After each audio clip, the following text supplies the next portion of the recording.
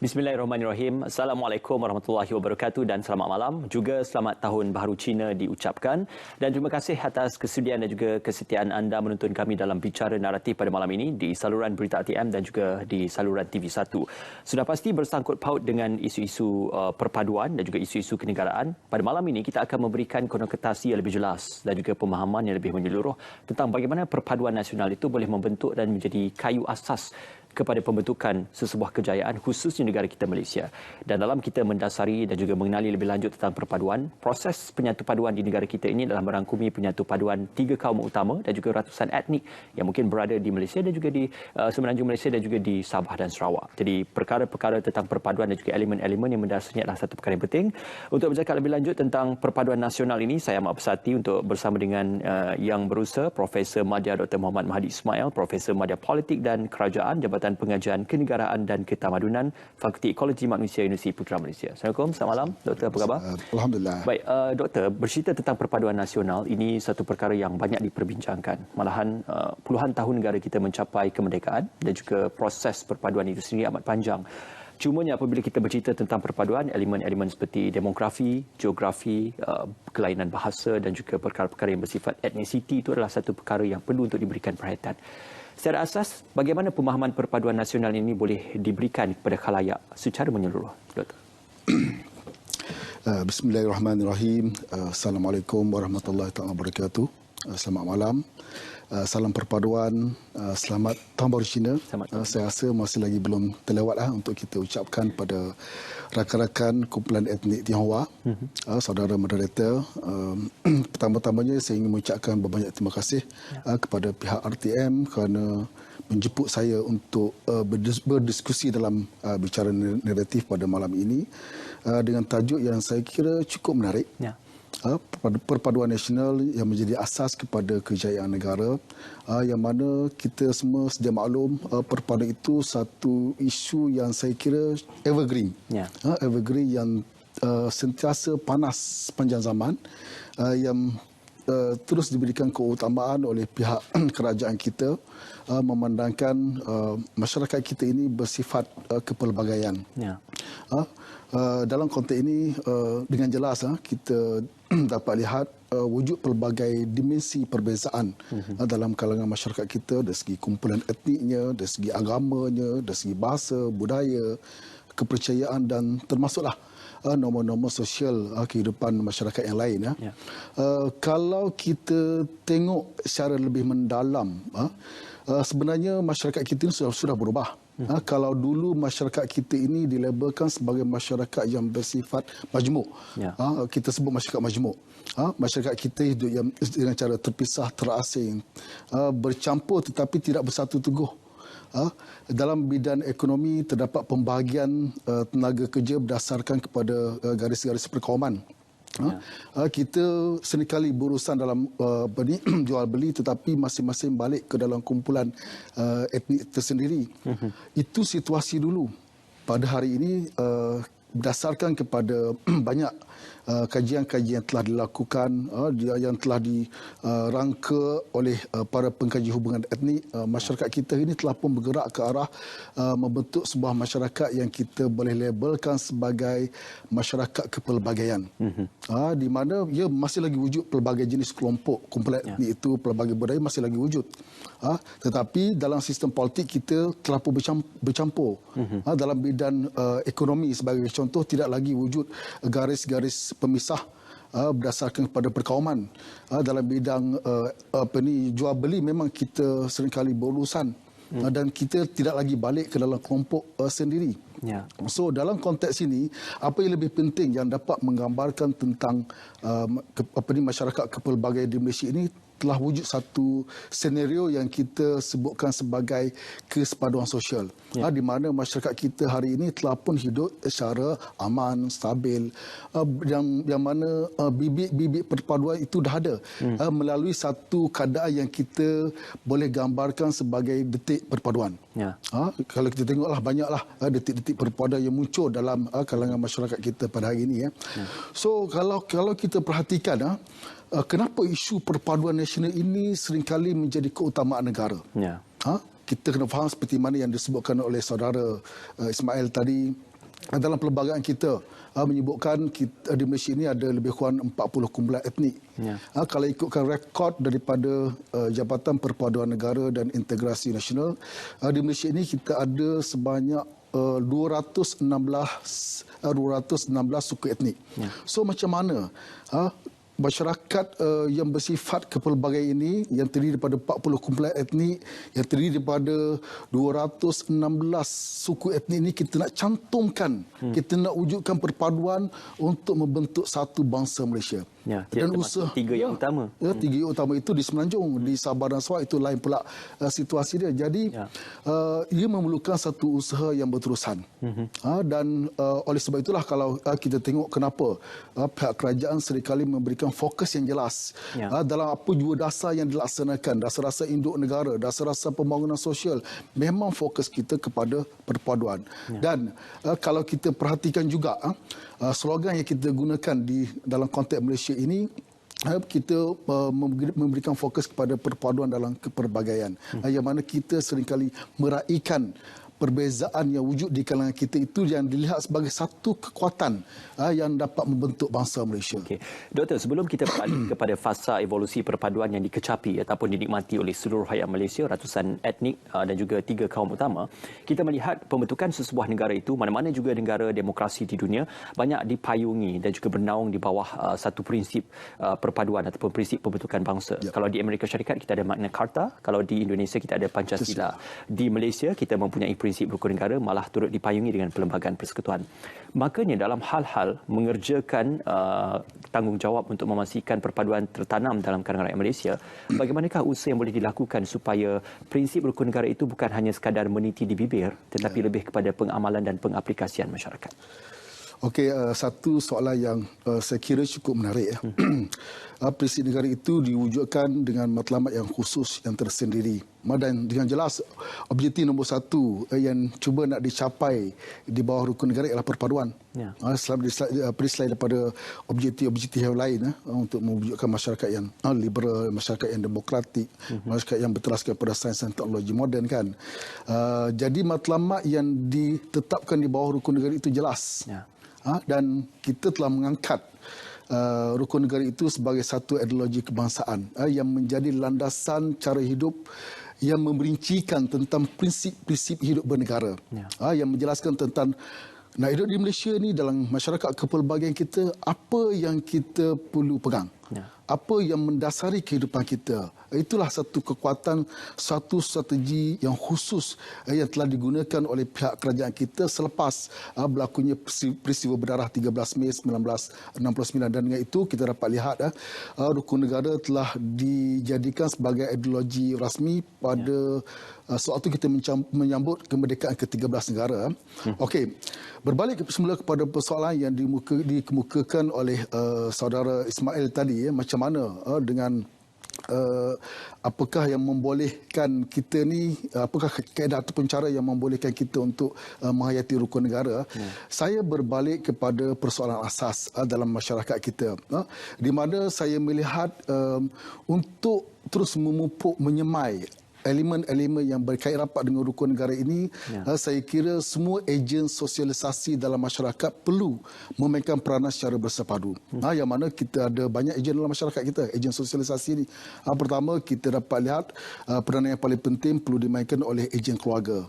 Yang mana ibu bapa itu mempunyai pengaruh yang cukup besar dalam memberikan pendedahan, pembelajaran sosial kepada anak-anak, membentuk tingkah laku, membentuk karakter, menceritakan, menjelaskan pada anak-anak apakah nilai-nilai murni yang dipegang oleh masyarakat, apakah budaya kita, apakah pantalaran dalam masyarakat. Itu semua perlu bermula dari rumah. Ibu bapa, adik-beradik ataupun ahli-ahli keluarga yang lain perlu memainkan peranan yang secara bersama lah dalam kita untuk terus menerapkan elemen-elemen yang berkait rapat dengan rukun negara. Itu yang pertama. Kita ada ejen yang lebih penting. Bila kita keluar daripada kompon keluarga, kita ada ejen pendidikan. Kita tahu setiap individu di Malaysia ini perlu melalui satu sistem pendidikan formal daripada sekolah rendah, sekolah menengah, sehinggalah ke peringkat universiti. Dan kita juga tahu sistem pendidikan kita ini memang memberikan fokus kepada aspek dan ilmu-ilmu pengetahuan yang cuba diterapkan untuk meningkatkan pelbagai bentuk kemahiran dalam kalangan para pelajar kita. Tetapi pada masa yang sama, ejen pendidikan ini turut memainkan peranan penting dalam menerapkan nilai-nilai masyarakat, memberikan kefahaman yang jelas kepada para pelajar bagaimana kita nak hidup dalam situasi masyarakat kepelbagaian di Malaysia ini. Itu peranan yang saya kira cukup penting yang hari ini memang telah dimainkan dengan cukup serius di kalangan para pendidik kita. Itu peringkat yang kedua. Peringkat yang ketiga, kita ada ejen yang berkaitan dengan pemerintah ataupun kerajaan. Kerajaan itu sebagai agensi yang berwibawa dalam membentuk dasar-dasar kerajaan, dalam melaksanakan pelbagai inisiatif, dalam merangka pelbagai bentuk program selain daripada tugas dan tanggungjawab hakiki kerajaan itu sendiri dalam melaksanakan pemerintahan di Malaysia. Yang mana kalau kita tengok, pihak kerajaan ini perlu memainkan peranan secara menyeluruh dalam mewujudkan pelbagai bentuk kempen, latihan yang diperlukan oleh rakyat kita, dan apakah inisiatif yang dilaksanakan dalam menyemai perpaduan, dalam menyemai perasaan cintakan negara, itu perlu diberikan penegasan dan penjelasan yang menyeluruh supaya program-program yang dilaksanakan oleh pihak kerajaan itu tidak tergantung, tidak hanya bermain di bibir ataupun tidak menjadi bualan kayangan saja. Dia perlu turun ke peringkat bawahan. That's why kalau kita tengok konteks perpaduan di Malaysia ini, dia ada perpaduan yang dibawa turun daripada atas ke bawah, dan ada perpaduan yang timbul daripada bawah naik ke atas. Itu mungkin kita akan boleh perincikan kejap lagi. Okey, ejen yang keempat saya tengok kita juga mempunyai ejen yang penting dalam menyebarkan segala bentuk informasi, itu ejen media. Media ini banyak bentuk lah kan. Media kita ada media elektronik, kita ada media massa, kita ada media sosial yang terbaru yang cukup efektif dalam menyebarkan segala bentuk maklumat, informasi, dalam menyebarkan pelbagai bentuk berita, yang mana saya kira secara langsung maupun tidak langsung dia akan turut mempengaruhi pembentukan karakter dan sentimen peribadi bagi individu yang orang kata follow ataupun berada dalam arus game media sosial dan media massa itu. So saya lihat dalam perkara ini memang media kita perlu memainkan peranan penting dalam menyokong segala usaha dan tindakan kita untuk terus memupuk rukun negara. Satu lagi yang terakhir, ini juga penting, iaitu ejen rakan sebaya. Rakan sebaya ini kumpulan individu yang berada dalam lingkungan umur yang sama, latar belakang yang hampir lebih kurang sama, status yang sama, dan mereka ini sebenarnya lebih mudah dan lebih selesa untuk berkongsi, bercerita ataupun mendapatkan nasihat rakan-rakan. So di sini juga berdasarkan kepada banyak kajian sosialisasi, rakan sebaya juga turut memainkan peranan yang penting dalam mempengaruhi pembentukan dan karakter individu. Dia boleh jadi baik, boleh jadi buruk, boleh jadi positif, boleh jadi negatif. Jadi pengaruh itu cukup penting. So ejen-ejen ini saya kira perlu memainkan 3 peranan asas. Pertama, memberikan pendedahan. Pendedahan lanjut ataupun meningkatkan pengetahuan tentang rukun negara itu. Yang kedua, memberikan kefahaman. Kalau tahu saja tak faham, tak guna juga kan. So kita ejen-ejen ini perlu memberikan kefahaman yang jelas macam mana kita nak sampai ke tahap penghayatan, dan yang ketiga barulah kita boleh menjurus kepada penghayatan itu, macam mana kita nak mengaplikasikan prinsip-prinsip yang ditekankan dalam rukun negara itu dalam kehidupan kita. Dan bagi saya cukup simple.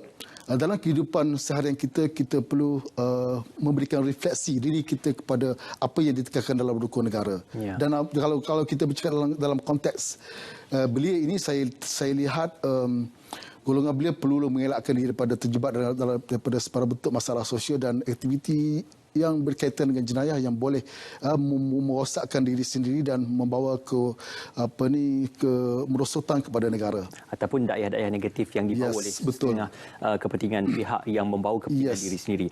Menghayati rukun negara ini bukan perkara yang sukar, namun ia akan menjadi berhalangan sekiranya tidak digerakkan secara bersama dan tidak dijiwai bersama. Doktor, kita akan berjeda seketika, semuanya kembali nanti dalam Bicara Naratif.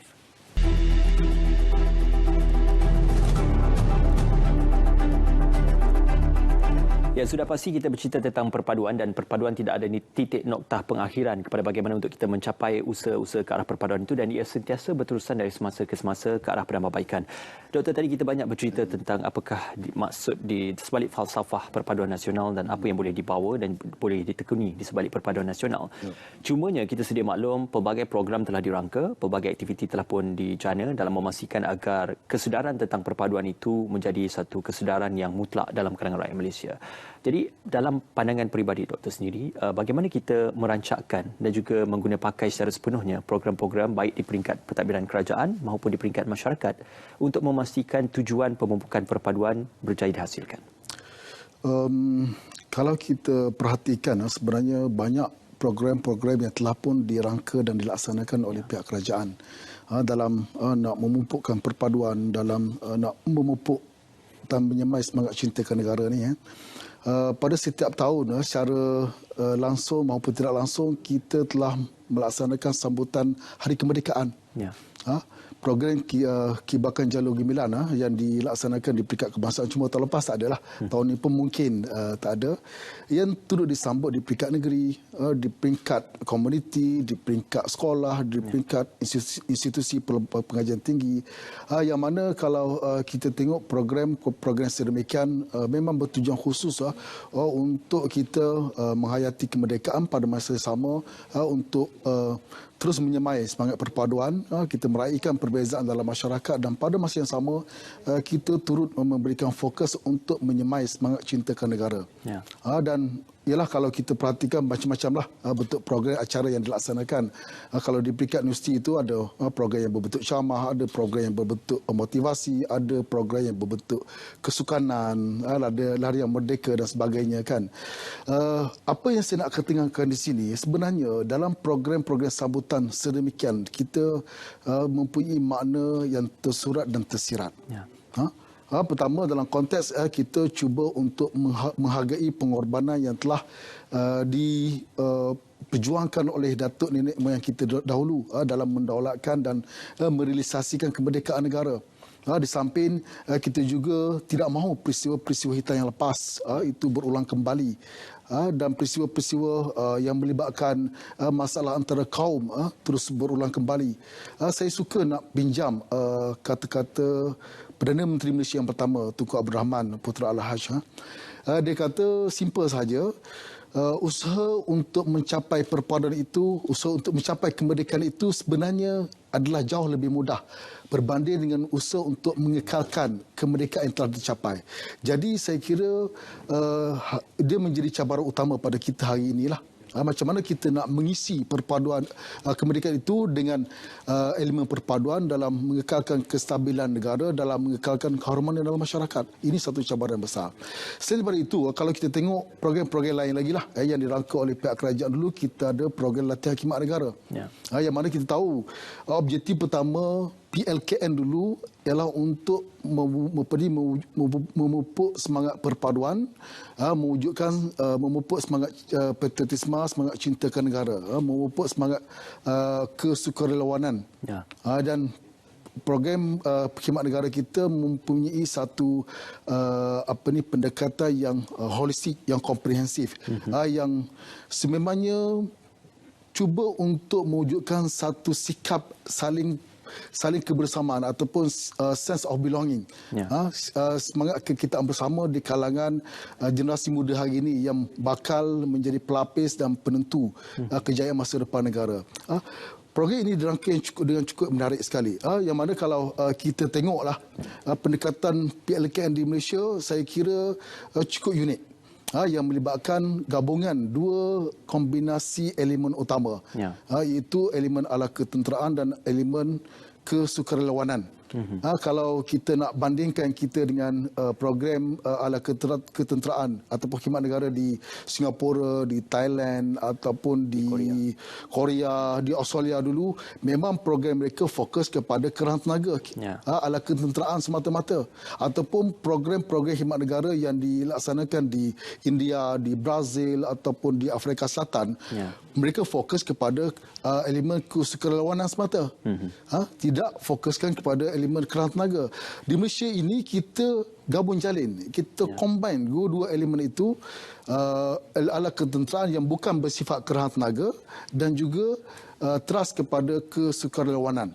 Jadi elemen-elemen ini sebenarnya telah cuba membuka ruang yang luas di kalangan masyarakat kita, di kalangan muda-mudi kita yang bersifat pelbagai etnik ini untuk saling bekerjasama menerusi pelbagai bentuk modul yang telah dirangka. Modul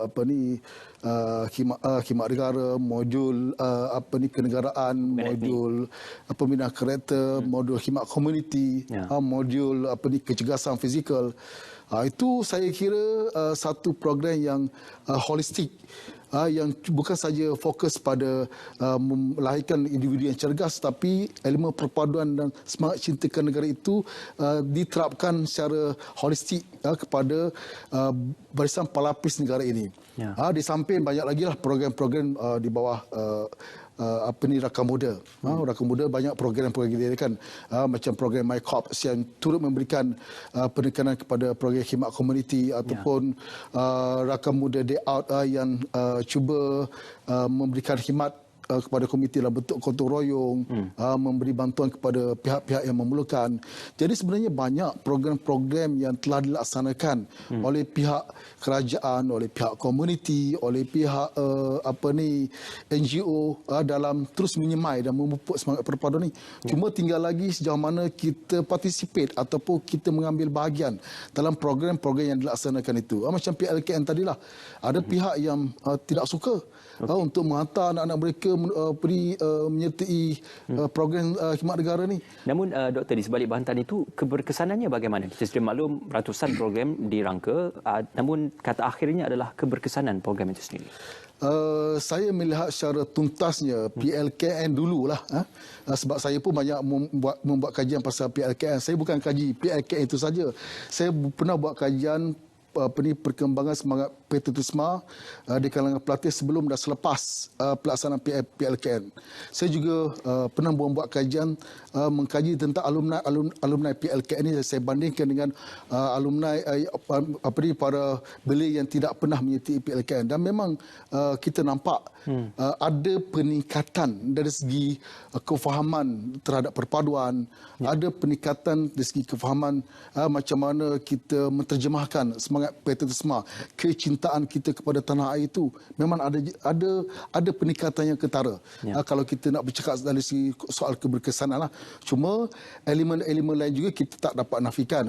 Memang ada setiap program yang kita laksanakan sudah pasti akan ada implikasi positifnya dan sudah pasti akan ada implikasi negatifnya. Cuma kalau kita bercakap soal keberkesanan dalam konteks positif, saya kira dia akan membantu melahirkan satu generasi yang unggul, yang lebih memahami rakan-rakan mereka daripada kumpulan etnik yang berbeza, yang lebih memahami, yang dapat menjiwai apakah perbezaan-perbezaan yang wujud di kalangan mereka, dan mereka juga telah pun didedahkan macam mana cara nak bekerjasama dengan rakan-rakan daripada kumpulan etnik yang berbeza. Ini adalah peranan-peranan yang saya kira perlu diteruskan dalam masyarakat. Doktor, secara asasnya melihat kepada sejarah pembentukan Malaysia sendiri sebagai sebuah negara, ia banyak diterajui dengan proses-proses untuk mempersetujui tentang pengekalan jati diri dan juga etnisiti bagi sesuatu bangsa ataupun etnik itu sendiri.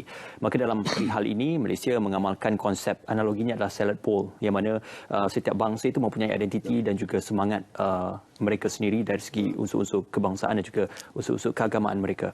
Kalau dibandingkan dengan negara-negara lain yang mengamalkan prinsip melting pot, yang mana mereka tidak boleh untuk mengamalkan jati diri mereka tetapi tertakluk kepada undang-undang di Peringkat Persekutuan.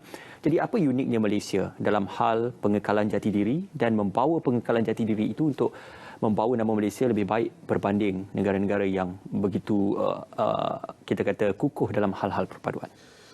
Okey, kalau kita perhatikan, pendekatan kita bukannya pendekatan asimilasi, bukannya pendekatan yang disebut sebagai melting pot tadi. Pendekatan kita lebih berbentuk integrasi. Apa itu integrasi? Kita kena faham dia adalah satu bentuk penyesuaian bersama ke arah membentuk identiti nasional, identiti kebangsaan yang kita kongsi secara bersama dalam pelbagai masyarakat yang terdapat di Malaysia ini. Kita juga pada masa yang sama memberikan fokus dalam usaha untuk meraihkan, menerima dan mengiktiraf perbezaan yang wujud dalam masyarakat. Even kalau kita tengok dalam semua aspek, kita telah menterjemahkan perihal ataupun pelaksanaan integrasi itu dengan meluas. Bukan saja dalam konteks kehidupan sehari-harian, dalam konteks dasar-dasar negara, kita telah memberikan hak dan kebebasan yang meluas kepada rakyat kita untuk berpegang kepada bahasa berpegang kepada budaya masing-masing, bercakap menggunakan bahasa ibunda masing-masing. Masuk ke sekolah, kita masih lagi memberi ruang untuk ada yang nak pergi ke sekolah kebangsaan, ada yang nak masuk ke sekolah jenis kebangsaan. Sebab apa? Sebab takut bahasa ibunda mereka tergugat. Itu semua ialah program pendekatan integrasi yang kita laksanakan di Malaysia. Dan sesuailah dengan apa yang saudara Ismail sebut tadi, pendekatan kita adalah pendekatan salad bowl. Semangkuk salad. Kenapa semangkuk salad? Kita masukkan nak makan salad, kita ambil salad, kita masukkan tomato cherry, kita masukkan carrot, kita masukkan timun, macam-macam lah kita masukkan. Kemudian kita pun letaklah mayonis atas tu. Bila kita makan, dia tak mengubah rasa. Tak mengubah rasa. Salad tetap akan rasa salad yang sama. Tomato cherry pun akan tetap rasa tomato cherry yang sama. Carrot pun tak akan berubah rasa. Tetapi mereka ini dicantumkan di dalam satu mangkuk. Berbanding dengan pendekatan melting pot tadi. Pendekatan melting pot itu seperti mana, kalau saya lebih gemar menggunakan istilah tom yum. Bila kita masak tom yum, kita masukkan daging, masukkan soto, masukkan keram ayam dan sebagainya. Bila kita makan, dia dah berubah rasa. Kita rasa daging itu tom yum, rasa soto pun dah rasa tom yum. Pendekatan kita lain. That's why kalau kita tengok dalam konteks negara di rantau Asia Tenggara ini, semua negara-negara di rantau Asia Tenggara ini menggunakan pendekatan asimilasi, kecuali kita integrasi. Asimilasi yang berlaku di negara-negara jiran kita memang berbentuk asimilasi satu hala. Pendekatan macam mana kumpulan minoriti itu diserahkan masuk ke dalam kumpulan majoriti. Itu yang berlaku. Tetapi dalam konteks negara kita Malaysia ini berteraskan kepada meraihkan, kita menerima, kita mengiktiraf dan meraihkan kepelbagaian yang wujud dalam masyarakat, kita terus memberikan kebebasan. Kalau kita berbalik pada rukun negara sebagai contoh, prinsip pertama kesetiaan prinsip pertama kepercayaan kepada Tuhan. Kita memberikan ruang yang sebebas-bebasnya kepada masyarakat kita yang berbilan etnik ini, berbilan agama ini untuk kembali kepada ajaran agama masing-masing. Kita bukan nak seru untuk pegang pada satu agama. Sebab apa? Sebab setiap agama itu mempunyai penekanan kepada penghayatan terhadap nilai-nilai murni masing-masing. Dan itu yang kita galakkan. Begitu juga dengan prinsip-prinsip yang lain. So di sini kalau kita perhatikan pendekatan kita jelas, kita lebih bersifat lembut. Kita lebih meraihkan rakan-rakan kita. Samalah kita sambut Tahun Baru Cina, kan? Bukan masyarakat Tionghoa saja yang menyambut Tahun Baru Cina ni. Rakan-rakan kita daripada kumpulan etnik lain yang lain pun secara langsung maupun tidak langsung dapat sama-sama meraihkan dalam upacara menyambut Tahun Baru Cina ini. Yalah, tahun ni mungkin kita tak nampak lihat kemeriahan itu. Sebab apa? Sebab dalam suasana COVID ini. Tetapi kalau kita tengok tahun-tahun kebelakang sebelum ini, cukup meriah. Cukup meriah. Meriah, kenapa saya kata meriah? Teori dia cukup mudah. Kalau nak masuk KL, masuklah waktu musim perayaan. Lengang. Sebab apa? Semua orang tak kira raya puasa ke, raya haji ke, Tahun Baru Cina ke, cuti Deepavali ke, akan ambil kesempatan untuk balik kampung. Dengan kata lain, kita juga telah memasukkan cuti-cuti perayaan di Malaysia ini dalam diary kehidupan kita.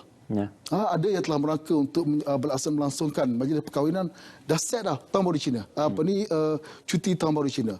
Walaupun ialah secara langsungnya memang kita appreciate cuti itu, tetapi secara tidak langsung kita turut sama meraihkan perbezaan, meraihkan perayaan yang disambut oleh rakan-rakan kita daripada kumpulan etnik yang berbeza. Penerimaan dalam kepelbagaian, saya suka kepada idea yang dilontarkan oleh doktor tadi.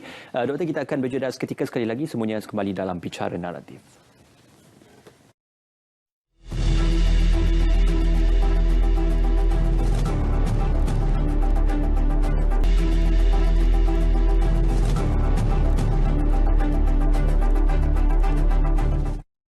Kembali dalam bicara naratif di saluran berita RTM dan juga di TV1.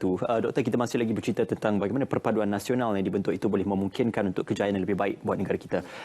Ramai yang memuji dan juga mengambil contoh kerangka yang baik perpaduan di negeri Sabah dan juga di Sarawak, yang mana ratusan etnik dan juga ada beberapa kaum utama yang mendominasi dan juga duduk di kawasan Sabah dan juga Sarawak itu menjadi contoh ikutan kepada bagaimana penerimaan dan pemahaman antara mereka dalam kalangan rakyat itu memungkinkan untuk sebuah kerajaan negeri aman dan juga harmoni.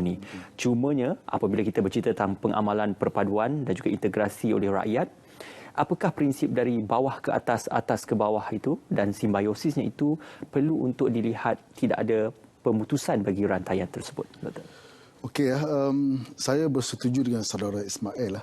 Kalau kita perhatikan model perpaduan dalam konteks masyarakat kepelbagaian ini memang jelas di Sabah, di Sarawak.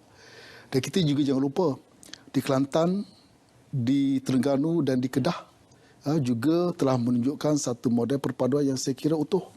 Macam mana masyarakat Cina sebagai contoh, masyarakat Tionghoa di Kelantan, di Terengganu menggunakan bahasa dialek tempatan, makan dengan santai, makan budu. Orang Cina Kelantan makan budu. Bergaul dalam kehidupan seharian, berpakaian pun hampir sama dengan masyarakat setempat. Bergaul dengan cukup terbuka. Seperti mana yang berlaku di Sabah dan Sarawak jugalah. Dan ini saya tengok dia melibatkan pelbagai aspek yang boleh kita katakan perpaduan itu sebenarnya bukan hanya datang daripada atas ke bawah, seperti mana program-program ataupun dasar-dasar yang telah diberikan penekanan oleh pihak kerajaan.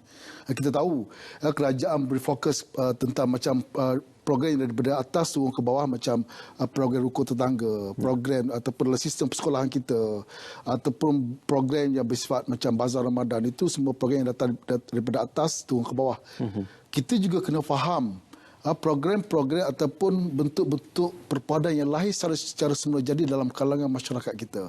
Macam street wedding, macam konsep wujudnya mamakization ataupun perkongsian cita rasa makanan di kedai-kedai mamak, kan, ataupun program-program setempat yang lain yang berlaku di sekolah, di tempat-tempat kerja, ataupun rumah-rumah terbuka yang dianjurkan oleh peringkat komuniti, itu semua datang daripada bawah.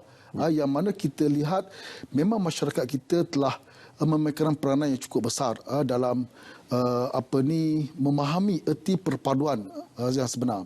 Dan di sini saya suka untuk tegaskan bahawa masyarakat kita perlu memainkan peranan yang besar. Macam mana untuk mengekalkan perpaduan di negara ini. Yang mana prinsip yang paling asas sekali, kita perlu hidup berteraskan kepada nilai-nilai murni dalam masyarakat. Apa nilai murni kita? Sikap toleransi yang tinggi, menghormati antara satu sama lain, bekerjasama, tolong-menolong, bantu-membantu. Nilai-nilai asas ini memang akan menjadi pemangking untuk hidup yang lebih harmoni. Ataupun saya juga suka untuk mengetengahkan bahawa di Malaysia ini kita perlu mengukuhkan etos bangsa Malaysia. Apa itu etos? Etos bangsa. Ramai orang, saya kira ramai orang tidak mungkin tahu tapi tak berapa faham. Kalau saya nak bagi takrifan dalam konotasi yang cukup simple, etos bangsa itu merujuk kepada ciri-ciri unit sesebuah masyarakat ataupun ciri-ciri unit masyarakat setempat itu yang mengikat individu dengan individu yang lain, yang mengikat individu dengan negara, berteraskan kepada platform nasional. Itu ialah etos. Dalam konotasi yang paling mudah lagi lah, kalau saya nak sebutkan di sini, masyarakat Melayu itu ada nilai dia, nilai-nilai yang dipegang, yang menjadi landasan kehidupan masyarakat Melayu. Masyarakat Cina, masyarakat India pun sama. Dia ada nilai-nilai yang tersendiri. Jadi nilai-nilai yang sama yang dipegang oleh masyarakat Melayu, yang dipegang oleh masyarakat Cina, yang dipegang oleh masyarakat India, nilai-nilai yang sama itu sebenarnya yang akan membentuk etos, yang akan membentuk etos bangsa kita, yang akhirnya akan melahirkan watak, yang akan melahirkan karakter kita, yang melahirkan kepribadian bangsa kita, yang akan menunjukkan sentimen dan semangat yang kita pegang secara bersama. Jadi dalam kehidupan kita sehari-harian ini, saya kira kita perlu berpegang ataupun perlu mengukuhkan etos bangsa masyarakat kita, etos bangsa yang dipegang secara bersama ini. Itu yang pertama. Yang kedua, saya melihat sebagai rakyat kita mempunyai peranan yang besar untuk terus patuh kepada perlembagaan dan undang-undang negara. Seperti mana yang disebutkan dalam rukun negara tadi, kita ada prinsip yang ketiga, keluhuran perlembagaan dan kedaulatan undang-undang. Undang-undang selain daripada perlembagaan yang luhur, yang suci itu, kita ada macam-macam lagi lah jenis undang-undang yang lain. Kita ada akta, kita ada enactment, kita ada ordinance yang menjadi pelengkap kepada perlembagaan itu sendiri. So kita sebagai rakyat, saya kira kita perlu memainkan peranan yang cukup besar dalam mematuhi segala bentuk undang-undang negara. Dia menjadi landasan kehidupan kita sehari-harian. Kalau kita tak boleh nak akur kepada undang-undang negara, sudah pasti dia boleh memporak-porandakan kehidupan kita. Simple saja. Saya nak letakkan satu konotasi, kalau traffic light itu merah, kalau sama-sama kita boleh berhenti, insya-Allah tidak akan berlaku kemalangan di kawasan traffic light itu. Itu satu konotasi yang simple. Dan macam mana kita nak relate pula dengan penghayatan terhadap rukun negara? Saya ambil satu senario mungkin. Pada suatu malam pada pukul 1 atau 2 pagi kita berada di kawasan traffic light. Kereta tidak ada. Traffic light pada waktu itu merah. Adakah kita nak jalan ataupun nak berhenti? Itulah refleksi diri kita. Macam mana kita mematuhi undang-undang negara, macam mana kita berpegang dan menghayati prinsip-prinsip rukun negara. Apa yang sewajarnya. Selain daripada dasar yang dibawa oleh kerajaan, kita berbalik semula melihat kepada sejarah pembentukan negara Malaysia sendiri dan juga pembentukan perpaduan di negara Malaysia amat unik. Bukan saja melibatkan kepada penyatuan wilayah antara Semenanjung Tanah Melayu dan juga Sabah Sarawak, tetapi juga melibatkan bagaimana proses penjajahan para penjajah untuk datang ke Tanah Melayu dan juga membentuk sebuah perpaduan bangsa dan juga pembentukan Malaysia, malah dengan bagaimana variasi kepada pengucapan bahasa, pengamalan budaya, agama dan sebagainya membentuk satu konotasi perpaduan yang unik dalam kalangan rakyat Malaysia. Cuma masih lagi ramai yang mempertikaikan mengapa mungkin kalau seseorang individu itu sudah 30 tahun hidup bernaung dan juga bernafas di bumi Malaysia, tetapi masih lagi tidak mengenali identiti sahabatnya ataupun bangsa yang lain ataupun rakan-rakannya mungkin di Sabah dan Sarawak ataupun di Sabah dan Sarawak tidak mengenali secara lebih dekat yang berada di Semenanjung. Jadi sifat simbiosis ini perlu ada untuk kita melahirkan sebuah bangsa rakyat Malaysia yang mengenali antara satu sama lain. Itu lebih penting berbanding kepada kita hanya melihat kepada apa yang dilakukan oleh kerajaan, tidak dilakukan oleh rakyat sendiri. Ya, saya kira itu peranan besar yang perlu dimainkan oleh seluruh rakyat kita. Menjadi satu persoalan yang peliklah bagi saya. Setelah kita hidup secara bersama, melalui pelbagai bentuk halangan, cabaran secara bersama, dan kita telah pun mencapai kemerdekaan lebih daripada 60 tahun, masih lagi ada sekelompok kecil masyarakat kita yang bersifat ignore ataupun yang mengabaikan teras penting hidup bermasyarakat ataupun hidup secara bersama ini. Dan ini menjadi satu perkara yang saya kira tidak wajarlah. Tidak wajar berlaku dalam konteks masyarakat kita yang sentiasa meraihkan kepelbagaian, yang sentiasa meraihkan perbezaan. Jadi bagi saya betul mereka ini sekumpulan kecil, tetapi orang tua dulu kata jangan kerana nilai setitik dia akan merosakkan susu sebelanga. Dan kita tak maulah perkara-perkara ini terus berleluasa dalam masyarakat kita. Even masa saya buat kajian tu, saya pernah ada berjumpa dengan kumpulan-kumpulan etnik tertentu yang memang tak boleh menggunakan bahasa Melayu. Tidak boleh bercakap menggunakan bahasa Melayu. Walaupun dia adalah satu kumpulan yang terpencil, tetapi saya kira agak mendukacitakan dalam konteks kita telah terus maju ke depan. Sistem pendidikan kita memang tak kira sekolah kebangsaan ke sekolah jenis kebangsaan ke, tetap memberikan keutamaan kepada bahasa perpaduan itu. Tetapi malangnya masih lagi ada kelompok kecil yang melihat ini sebagai tidak penting. Sedangkan kita tahu dia menjadi asas penyatu paduan yang kita lalui hari-hari. Dan perkara-perkara inilah sebenarnya tidak wajar berlaku dalam masyarakat kita, walaupun mungkin ada sesetengah kumpulan tertentu yang melihat tak penting menggunakan bahasa Melayu ini ataupun bahasa Malaysia. Ya. Yang lebih penting menguasai bahasa Inggeris. Tetapi kita kena faham, kita berpijak di bumi Malaysia. Ya. Tanah tumpah darah kita di Malaysia. Apa yang kita perlu hayati dalam meletakkan diri kita ini sebagai anak bangsa Malaysia.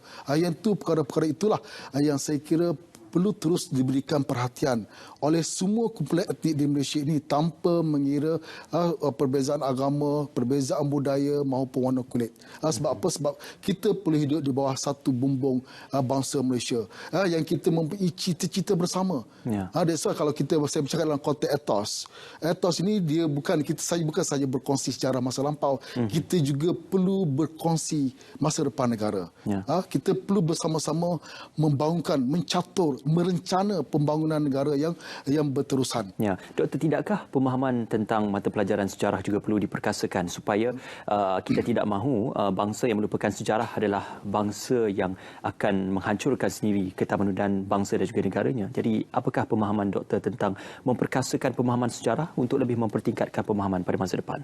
Betul lah. Kalau kita perhatikan dalam konteks Malaysia, elemen sejarah itu dijadikan sebagai salah satu elemen teras di peringkat sekolah dalam melahirkan kesedaran kebangsaan. Kita perlu tahu apa yang pernah berlaku, yang telah kita lalui sebelum-sebelum ini. Tetapi pada masa yang sama, saya melihatlah sejak mutakhir inilah, ada pihak-pihak yang cuba untuk manipulat sejarah negara, yang cuba memberikan what we call nafas baru ataupun bentuk penceritaan baru terhadap sejarah negara itu berdasarkan kepada persepsi dan tanggapan yang berbeza-beza. Ya. Perkara ini sebenarnya kalau kita lihat dari satu sudut, dia boleh membawa ancaman kepada hakikat sebenar yang telah pun kita lalui sebelum ini. Ya. Dan perkara-perkara ini sebenarnya tidak berlakulah. Dan berbalik semula kepada persoalan tadi, sebenarnya memang elemen sejarah itu perlu dihati-hati secara bersama. Sebab apa? Sebab kita perlu belajar daripada sejarah masa lepas. Kita perlu mengambil teladan dan pengajaran daripada peristiwa silam itu supaya tidak terus berulang. Sebagai bentuk pedoman dan panduan kita dalam merencana masa depan negara. Ya. Kalau kita melupakan sejarah yang telah berlaku, kita mungkin akan lupa diri. Itu satu konotasi yang saya kira cukup sinonim dengan kehidupan kita. Jangan kita lupa diri setelah kita hari ini hidup senang lenang, sedangkan datuk nenek moyang kita dulu bersusah payah, bergolok gadai, berkorban jiwa dan raga untuk mendaulatkan negara. Kita ini celik je mata, kita boleh ambil remote TV tanpa bangun, boleh buka TV. Tetapi kita perlu sentiasa mengimbau kenangan lepas, sejarah-sejarah silam yang dilalui oleh datuk nenek moyang kita terdahulu. Air mata darah yang ditumpahkan dahulu, itulah yang membentuk negara kita sekarang. Doktor, kita akan kembali berjeda seketika, semuanya kembali dalam Bicara Naratif.